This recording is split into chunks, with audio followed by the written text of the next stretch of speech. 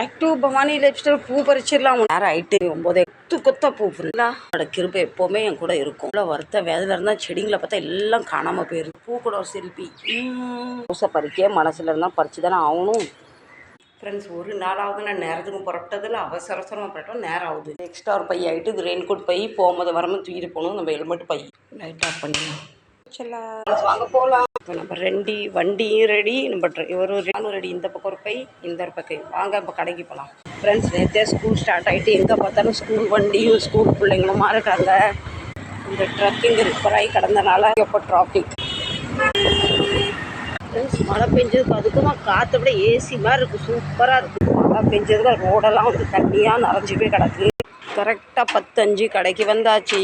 இப்போ என்ன கடைக்கு வந்தாச்சு. இல்லை என்ன திருன்னு பிடிக்க வேலையை பாரு, தொழிலை பாரு. கூட யார் யார் வரீங்க பெருக்கிறதுக்கு? பெருக்கலாமா, சுத்தமாக பெருக்கலாமா, வெளியே பெருக்க